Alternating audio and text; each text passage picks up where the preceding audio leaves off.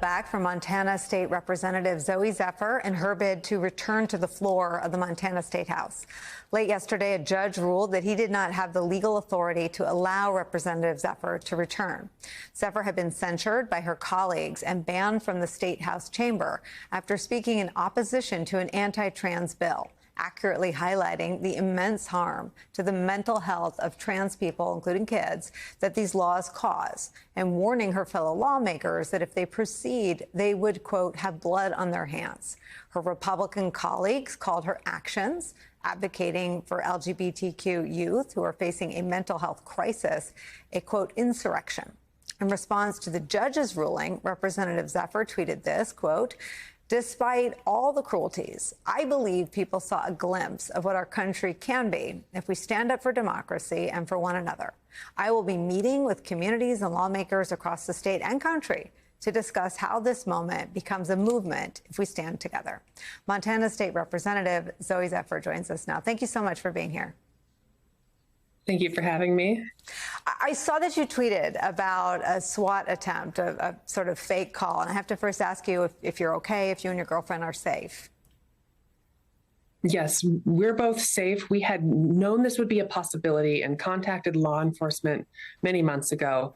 And thankfully, when those fake calls came in, the law enforcement, rather than sending SWAT, called us and said, "Hey, are you okay? Is there an issue going on?" And we both said no, and that was that. Tell us, we've followed what your colleagues are responding to, but just tell us what, I mean, they have a majority in terms of making policy. There's really no chance they're going to be overruled. Is it simply your voice in advocating against their policies that led to the censure? Can you just tell us your story?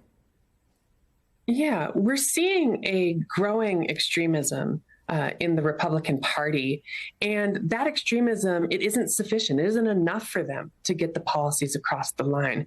But they also want silence from dissenting voices. And we saw that here in Montana. We saw that in Tennessee when lawmakers stood up, in Nebraska, in Oklahoma. And so they're demanding that we not be able to stand up and speak to the real harm that their bills, their policies, or their inaction lead to. And when we do that, they're using the legislative tools at their disposal to silence or remove us from the legislative process. What do you think it is on the right that creates such energy or fervor to want to insert themselves in families' conversations or conversations between a trans youth and their family and a doctor? What is the political piece of this, do you think, for Republicans? You know, their effort around trans people currently is an echo of the attacks on the gay community in the 90s. And it's an attempt to create a boogeyman, to drum up fear within the most extreme elements of their base. And we know that this is an echo because we see the way in which the language mirrors, the way detransitioners, the same set of detransitioners are flown out across the country, much like the ex-gays in the 90s.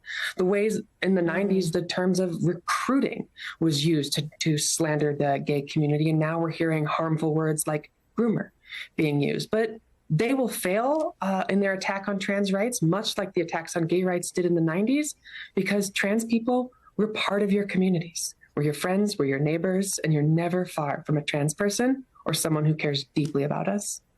What would you say to sort of a coalition of allies that want to stand with the trans community, but maybe don't have all of the facts or don't have all the, what can people do? What can we do? So the first thing you can do is, if someone in your life is trans, listen. Listen to them and understand that if it feels like it was a light switch moment for you, trust that the trans person in your life has been sitting on this emotion for a long time, working through it slowly. And if they're going to access healthcare, they're going to be doing so carefully, in consideration with their doctors, with therapists, and with psychologists. Beyond that, go out, do the work, do the research in your community, look up information, and stand up in your communities wherever you are on behalf of trans people. That would be my single hope. And you have drawn a national and I'm sure international community, to not just your cause in the Montana State Legislature, but for your advocacy. And so I invite you here anytime you want to be part of any of these conversations. I really appreciate your time today. Grateful to be here as always. Thank you.